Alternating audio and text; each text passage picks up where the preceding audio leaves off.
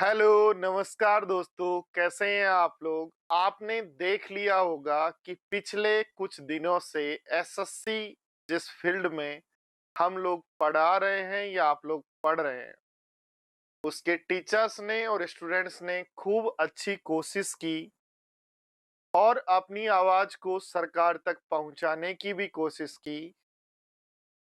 But अब ये गलती किसकी और कैसे है ये किसी को पता नहीं।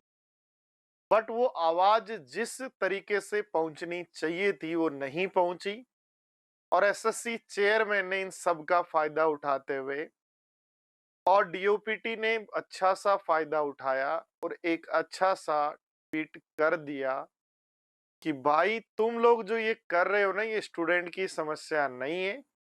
ये कोचिंग जो माफिया है, कोचिंग के जो टीचर्स हैं जो अपने एडमिशंस के लिए, अपनी पब्लिसिटी के लिए भाग रहे हैं, उनका ही किया धरा है। और इसलिए इन चीजों से दूर रहें। और कुछ घटनाएं आपको सबने अपने यूट्यूब पे खूब सारा देख लिया होगा। ज्यादा बात मुझे इस मैटर पे नहीं करनी, क्योंकि हम लोग जो है मदर्स एजुकेशन हब की सारी फैकल्टी टीम वो इन चीजों से दूर रहती है। हाँ, ये है स्टूडेंट्स के साथ हमेशा है, हमेशा रहेंगे। बट स्टूडेंट्स को गलत रास्ते पे ले जाके उनके साथ गलत हो, ऐसा नहीं देख सकते। और इसके लिए एक ही तरीका है कि कुछ नहीं करने से अच्छा है, कुछ बयान देने से अच्छा है चुप रहो, वरना नौटंकी में हंसते रहो। आप भी वीडियो, मेरे फॉलोअर्स हो तो मुझे देखते रहोगे, फिर कोई और टीचर बोलेगा उसको देखते रहोगे। तो मेरा मानना ये है, इन चीजों से दूर रहना चाहिए। और आपका अपना जो कर्म है, जो आप कर सकते हो बिना किसी को बताए, उतना काम आपको कर लेना चाहिए। तो इस बीच ये सारी घटनाएं हुई।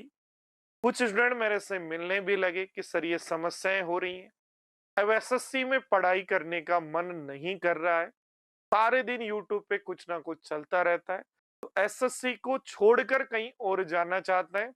राजस्थान के जो स्टूडेंट्स हैं वो आरएस पटवारी इनमें जाना चाहते हैं। वैसे भी बहुत सारे स्टूडेंट एसएससी की तैयारी करने के बाद, इनकम टैक्स, सेंट्रल एक्साइज वगैरह में सिलेक्ट होने के बाद आरएस की तैयारी करते हैं। बहुत सारे स्टूडेंट चेन्नई पार वगैरह लग जाते हैं, तो आके वापस आरएस की तैयारी करते हैं और उसके बाद एसएससी छोड़कर और आरएस में ज्वाइनिंग करते हैं। ऐसा पहले भी चलता आ रहा है, अब थोड़ा सा प्रचलन वापिस आरएस की तरफ स्टूडेंट चाह रहे हैं कि हम जाएं।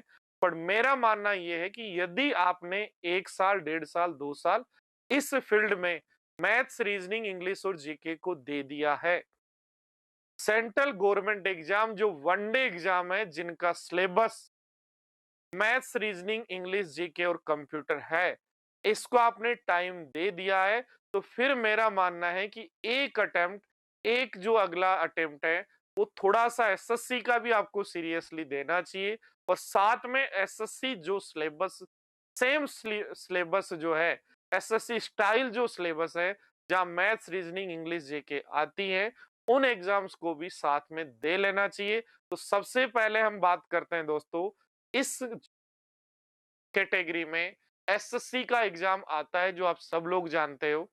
उसके अलावा रेलवे के एग्जाम्स भी सेम कैटेगरी में आते हैं, वहां इंग्लिश नहीं आती, तो जिनको इंग्लिश में प्रॉब्लम है उनके लिए और अच्छा है कि तैयारी एसएससी की है, रेलवे का जब एग्जाम आए तो वो भी दे।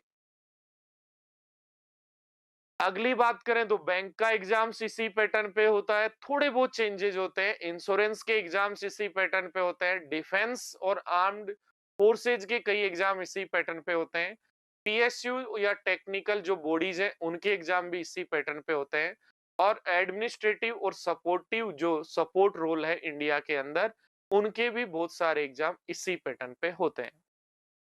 करना क्या है, आपको अपने एसएससी का income tax, central excise, ministry of external affairs, उसको आपको टारगेट रखते हुए अपनी तैयारी करनी है। और इन एग्जाम्स के जब भी फॉर्म आए वो भी भरने हैं। बस एक काम करना, जब भी एग्जाम की डेट हो उससे पहले कम से कम 10 मॉक टेस्ट उस एग्जाम के लगा के जाना, ताकि आपको पैटर्न पता हो, थोड़ा सा समझ हो कि क्या डिफरेंस है। वो आप ज्यादा आप घबराए नहीं, एग्जाम में जाकर आप सेम चीजें कर पाए। तो सबसे पहले हम उन सभी एग्जाम्स की बात करते हैं जो एसएससी से रिलेटेड है। आप सब लोग जानते हो SSC CGL, SSC CHSL, MTS, SSC GD, steno, SSC CPO, SSC selection post, SSC हवलदार। ये सब पोस्ट जो है एसएससी एग्जाम्स हैं जो सब लोग आप जानते हो। क्या क्या पोस्ट आती है, कितनी सैलरी होती है, किस बेस पे एग्जाम होते हैं, ये सारी बात आप जानते हो। और इन सभी पोस्ट का मैं एक डिटेल वीडियो और बना दूंगा कि सीजीएल क्या होता है, सीएचएसएल क्या होता है, एमटीएस क्या होता है, कब इन जितनी भी एग्जाम है चाहे वो एसएससी की हो, रेलवे की हो, इनके डिटेल वीडियो की सीरीज वीकली एक एक दो दो और डाल दिए आपको जाएंगे। बढ़ते हैं मेरे प्यारे साथियों आगे, तो बात करते हैं रेलवे एग्जाम्स की। रेलवे में एनटीपीसी का एग्जाम है, ग्रुप डी का एग्जाम है, एएलपी और टेक्निकल एग्जाम है। ठीक है, लोको पायलट का जो एग्जाम है, टेक्निकल ग्रेड थर्ड का एग्जाम है, कांस्टेबल का एग्जाम है, आरपीएफ कांस्टेबल का एग्जाम है, आरपीएफ सब इंस्पेक्टर का एग्जाम है। जयपुर मेट्रो या दिल्ली मेट्रो के जो एग्जाम्स हैं उनका पैटर्न भी वही सेम है, मैथ्स, रीजनिंग, इंग्लिश और जीके। तो इनसे रिलेटेड भी जो एग्जाम आती हैं उनके फॉर्म आपको भरने चाहिए, एग्जाम देनी चाहिए। जो कहते हैं ना कि ऑप्शन बी हमेशा हमारे पास होना चाहिए, तो ये आपके लिए ऑप्शन बी है। बढ़ते हैं भाई बैंकिंग की जो एग्जाम्स हैं, तो बैंक के अंदर IBPS PO, IBPS clerk, IBPS RRB PO, IBPS RRB clerk. ठीक है, SBI PO, SBI clerk, RBI grade B, RBI assistant, NABARD grade A. ये सारे जो एग्जाम्स हैं वो भी आपके सेम पैटर्न पे होते हैं, बस यहाँ प्री और मेंस तो वैसे ही होता है, साथ में इंटरव्यू भी होता है। इंश्योरेंस सेक्टर्स की बात करें तो एलआईसी का एग्जाम, एडब्ल्यू के भी पोस्ट आई हुई है, फॉर्म भर सकते हो। LIC double AO, ADO, LIC HFL assistant, GIC assistant, NICL AO, NACL assistant, ये सारी इरडा असिस्टेंट मैनेजर, ये सारी पोस्ट भी same syllabus maths, reasoning, English और जीके पे होती हैं। प्री और मेंस का एग्जाम होता है, साथ में इंटरव्यू और होता है। अब बात करें डिफेंस सेक्टर में, आर्म्ड फोर्सेस जो एग्जाम है, एफ के टेस्ट, सीडीएस है, सीएपीएफ अकाउंटेंट है, अग्निवीर है, नेवी है, इसमें तो आप लोगों की एज हो चुकी है, उसको छोड़ दो। पर बाकी जो ये एग्जाम्स है, सीडीएस है, एफ केट है और सीएपीएफ असिस्टेंट कमांडेंट जो है, ये सारी भी उसी पैटर्न पे होती हैं, थोड़ा बहुत डिफरेंस के साथ। तो अब बात यह है कि मेहनत करनी होगी, एग्जाम्स खूब हैं इसी पैटर्न पे, इसी सिलेबस से। डीआरडीओ के एग्जाम है, इसरो का एग्जाम है, एफसीआई में मैनेजर का एग्जाम है, आईओसीएल के अंदर एडमिन का एग्जाम है, डब्ल्यूआई जेई का एग्जाम है। इनमें भी मैथ्स, इंग्लिश, रीजनिंग और जनरल टेक्निकल थोड़ा बहुत और आता है जो सीख सकते हो, कोई बड़ा नहीं है। उसके अलावा all central administrative support role exams के अंदर आपका डीआरडीओ का जो एग्जाम है, इसरो का एग्जाम है, एफसीआई का जो असिस्टेंट ग्रेड थर्ड है, ईपीएफओ का एग्जाम है, ईएसआईसी का एग्जाम है, दिल्ली पुलिस हेड कांस्टेबल का एग्जाम है, इंडियन पोस्ट के अंदर एग्जाम है, आईबी का एग्जाम है, इंटेलिजेंस ब्यूरो का जो अभी एग्जाम आया था, हाई कोर्ट कलर का एग्जाम है, स्टेनो के एग्जाम है, टाइपिस्ट का स्टेनो के अंदर हाई कोर्ट में एग्जाम है। और ये तो सब सेंट्रल गवर्नमेंट के एग्जाम है मेरे प्यारे साथियों। स्टेट गवर्नमेंट के भी ऐसे ही एग्जाम है जो आरएसएसएम भी राजस्थान में लेती है, उसका सिलेबस भी सेम ऐसा ही है। थोड़ा सा राजस्थान जीके का एक बुक और ले आओगे, प्रीवियस ईयर क्वेश्चन पढ़ लोगे, करंट के क्वेश्चंस राजस्थान से रिलेटेड पढ़ लोगे, तो वो एग्जाम भी आराम से दे सकते हो। तो रास्ता चेंज करने की जरूरत नहीं है, बस ऑप्शन बी रखने की जरूरत है। ऑप्शन बी क्या होता है कि उसी तैयारी में थोड़ा सा एफर्ट डाल के आप अपने गाड़ी को निकाल के ले जाए। जैसे मान लो मैं एक गाड़ी चलाता हूं और गाड़ी चल रही है, कहीं थोड़ा बहुत ऐसा लगा अब गाड़ी के अंदर यार मिट्टी के अंदर फंस रही है, तो 4x4 डाला, यानी थोड़ा एफर्ट और लगाया, थोड़ा पेट्रोल और जला, थोड़ा पावर और डाली तो गाड़ी निकल गई। ठीक है। जब आप कोई गेम में मेहनत कर रहे हो, तो प्रैक्टिस कर रहे हो, तो आपको पता है कि अब मैं कोई रेस 43 मिनट में कंप्लीट कर रहा हूं और मेरा कंपटीटर 41 में आ रहा है। इसका मतलब लास्ट में कुछ एफर्ट्स और डालने हैं, कुछ स्किल्स और डालनी है, कुछ चीजें और करनी है, जिससे आपकी गाड़ी फर्स्ट गियर में निकल जाए। तो ये सारी जो एग्जाम्स हैं, इनकी मैं डिटेल वीडियो, एक एक वीडियो, सीजीएल जानते हो नहीं जानते तो उसकी भी, जितनी भी एग्जाम्स हैं इन सब की एक एक की वीडियो मैं बना के यूट्यूब चैनल पे अपने पे डाल दूंगा। आप लोग देखते रहिएगा। साथ में जब भी वैकेंसी आएगी साथ में वीडियो बना दूंगा।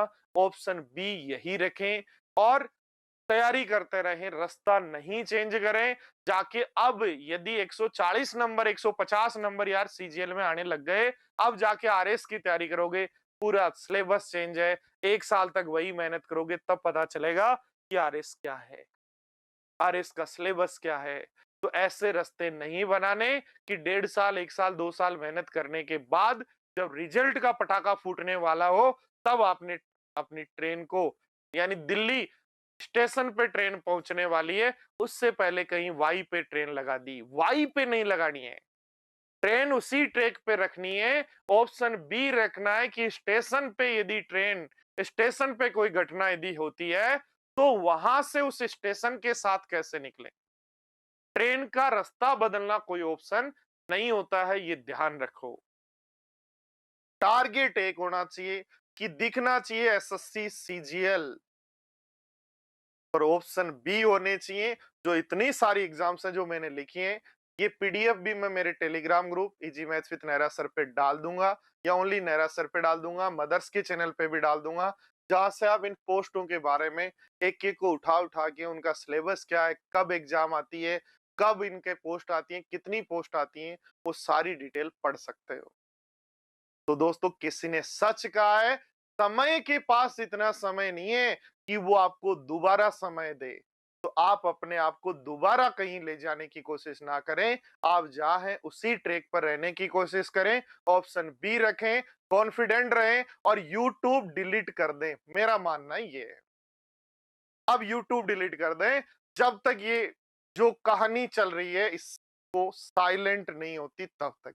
आप क्यों किसी को, यार कौन गलत है कौन सही है, आपको क्या लेना है। आपको अपनी नौकरी निकालनी है, एक पोस्ट निकालनी है और चुपचाप निकल जाना है।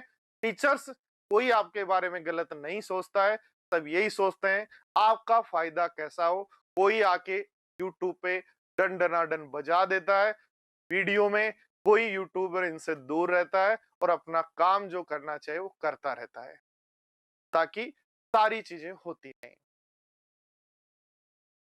तो थैंक यू मेरे प्यारे साथियों।